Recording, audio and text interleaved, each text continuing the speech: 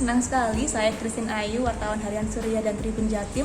Hari ini berkesempatan untuk ngobrol-ngobrol santai soal literasi bareng salah satu pegiat literasi di kota Surabaya, yakni Mbak Vega. Seberapa penting sih literasi itu untuk anak-anak? Penting sekali, karena literasi itu bisa membuat anak-anak itu bisa mempunyai skill. Jadi bukan hanya hard skill tapi juga skill. Ketika anak-anak itu mempunyai skill, maka mereka itu akan mempunyai problem solving atas masalahnya.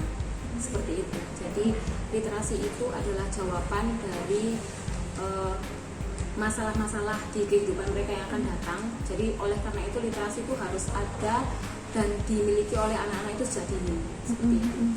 Berarti yang berperan untuk membudayakan literasi ke anak-anak ini siapa aja sih Mbak pihaknya yang berperan? Ini tidak hanya menjadi PR bagi orang tua ya, tapi juga ini seluruh stakeholder yang terkait itu harus saling berkolaborasi, yaitu antara keluarga dengan sekolah dan juga dengan masyarakat. Nah, di sini pemerintah kota itu juga harus mewadahi semuanya agar literasinya itu tidak hanya bersifat parsial-parsial tapi juga masif di seluruh Surabaya. Seperti itu.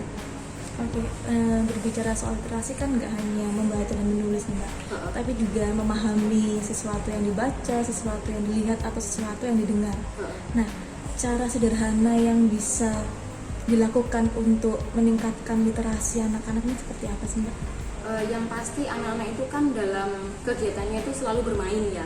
Nah, kita masuk lewatnya itu dengan cara mengenalkan literasi itu dengan fun, yaitu di sini di perpustakaan itu ada beberapa tim yang untuk pendidikan literasi anak, antara lain yaitu tim penulis.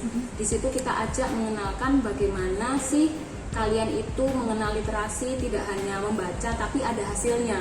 Biasanya anak kekinian itu kan Gen Z itu kan orientasi pada hasil. Nah, kita tawarkan nih hasilnya adalah kalian akan bisa eksis, tulisan kalian bisa dipromosikan di sosial media, dan juga di sini selain dengan menulis dan ada karya seperti ini hasil dari bibit penulis tahun lalu.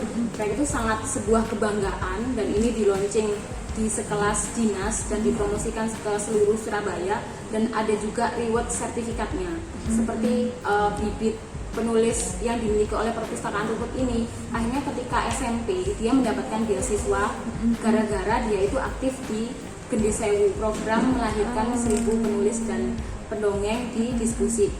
Ada impact yang memang jelas seperti itu. Akhirnya mereka sadar bahwa literasi itu memang penting dari sejak dini, selain di keluarga dikenalkan. Tapi juga pemerintah kota itu ada istilahnya berkolaborasi, nggak bisa sendiri-sendiri. Kemudian yang kedua itu melalui tim dongeng. Jadi di situ tim dongeng ini memvisualisasikan hasil-hasil karya dari tim penulis diskusi untuk mengajak atau mengedukasi hal-hal yang kekinian ataupun legenda-legenda masyarakat yang zaman dulu, misalnya kayak gitu. Misalnya menceritakan cerita-cerita yang zaman dulu dengan cara read aloud atau mengedukasi perlindungan diri virus corona itu dengan cara didongengkan. Seperti itu. Kemudian ada tim prakarya. Dari situ tuh juga kita mengenalkan bahwa literasi itu nggak melulu membaca dan menulis, tapi kamu juga bisa berkreasi di situ, dan itu melatih motorik, sensorik anak-anak dari kecil. Jadi literasi itu intinya menyeluruh dan juga tentang multimedia. Jadi di situ itu diajak untuk membuat video-video vlog atau foto-foto yang menarik kayak gitu. Oke, tadi boleh dijelaskan yang soal bibit penulis tadi seperti apa sih Mbak? Oke, jadi bibit penulis itu di sini programnya namanya Gendesewu, melahirkan 1000 bibit penulis dan bibit pendongeng. Itu diambil dari pengunjung-pengunjung TBM di seluruh Surabaya. Nah, di situ biasanya itu kan kelas menulis itu berbayar, dan kami merambahnya itu adalah biasanya pengunjung-pengunjung TBM itu pasti kaum yang istilahnya secara ekonomi itu tidak bisa mumpuni. Nah, kami menarget bahwa keadilan informasi itu berhak kok untuk semua kalangan masyarakat, nggak hanya anak-anak yang difasilitasi oleh orang tuanya kelas menulis, tapi yang berhak membaca dan menulis itu dari semua golongan. Nah, kami akhirnya mengadakan bibit penulis tahun lalu, dan kami ajak ketika kami lombakan di seluruh Surabaya yang terbaik 31 dari kecamatan itu kami ajak safari literasi dan heritage walk ke seluruh kota-kota Surabaya, ke tempat-tempat heritage di Surabaya, dan dia menceritakan tempat yang setelah dikunjungi itu kemudian dituliskan. Nah, ini ada hasilnya, yaitu ya yang Surabaya 2050. Ini banyak anak-anak yang memang secara ekonomi itu sangat, kami istilahnya miris ya, dan itu adalah goal kita. Mereka tuh akhirnya bangga bahwa walaupun mereka secara ekonomi itu tidak mumpuni, tapi akhirnya memiliki karya seperti itu. Berarti harapannya dengan adanya bibit penulis dan bibit pendongeng ini apa nih Mbak? Harapannya sih literasi itu akhirnya ada outcome-nya. Jadi tidak hanya sekadar dari membaca itu kemudian tidak hanya menjadi pembaca yang pasif, tapi juga menjadi pembaca yang aktif, yaitu menuliskan dari apa yang telah dibaca, terinspirasi. Jadi kayaknya di kegiatan safari literasi itu kita berkeliling ke rumah-rumah, misalnya kayak di host Cokro Aminoto. Dari situ adik-adik itu diminta untuk menuliskan. Nah, dari cerita yang masa lalu itu, kemudian mereka itu ternyata imajinasinya tuh sangat hebat sekali. Sampai akhirnya dia membawa masa lalu itu ke masa depan. Bagaimana kalau misalnya Surabaya itu di tahun 2050 seperti itu. Itu di luar nalar kita ya, yang orang dewasa ya, kayak gitu sih. Kalau Mbak Vita sendiri melihat potensi adik-adik di kota Surabaya terkait penulisan ini seperti apa nih Mbak?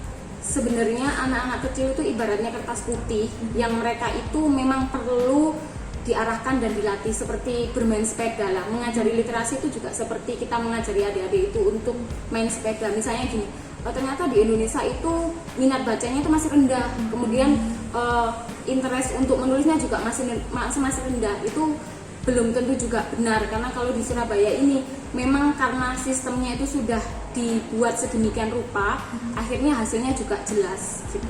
Jadi tidak hanya di keluarga juga support, tapi keluarga yang bagaimana dulu ini yang biasanya mensupport itu kan biasanya yang memang mumpuni secara finansial. Nah, di Surabaya ini berusaha kami ratakan keadilan informasinya, yang mendapatkan literasi dan yang mendapatkan outcome literasi itu kami ratakan secara strata sosialnya, itu siapa aja berhak untuk menghasilkan karya seperti itu. Berarti untuk bibit penulis ini dari rentang usia berapa sampai berapa nih Mbak? Karena menulis jadi kelas 4 SD sampai kelas 6 SD seperti itu. 4 sampai 6 SD, dan Iya. itu diberikan pelatihan secara berkesinambungan atau seperti apa nih Mbak? Pelatihannya sangat berkesinambungan dari bawah dulu. Jadi di teman-teman saya, petugas Taman Baca Masyarakat di bawah itu, kita pakai sistemnya itu berjenjang. Jadi istilahnya kalau petugas taman baca yang langsung memegang anak didiknya, yaitu bibit penulisnya, itu kita istilahkan dengan editor pemula.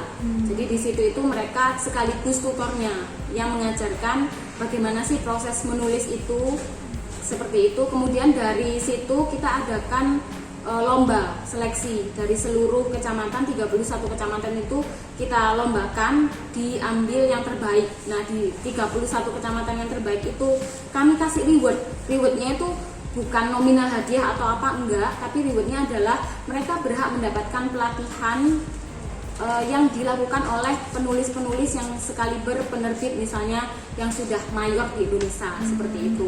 Nah, setelah dari 31 itu kemudian kami ajak keliling ke Surabaya, rewardnya juga.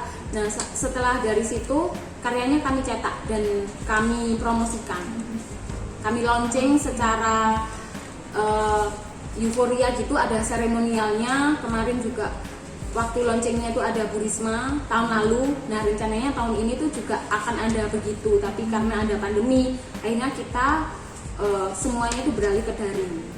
Gitu. Dan sudah ada konsep-konsep antologi apa aja yang akan ada di tahun ini melalui proses daring. Berarti selama pandemi ini kegiatan literasi yang dilakukan apa nih Mbak? Kegiatan literasinya itu yang menulis ya Mbak ya, karena ranahnya saya di menulis. Itu ada 5 materi yang akan disampaikan kepada bibit. Selama dari masa pandemi ke sini ini kita masih fokus godok petugasnya, bagaimana nanti menyampaikan materi ini ke bibitnya melalui TOT namanya, yaitu ada 5 materi goal. Yang pertama itu puisi gitu. Oke, di Hari Anak sendiri harapan Mbak Vega apa nih Mbak untuk anak-anak di Indonesia termasuk Surabaya?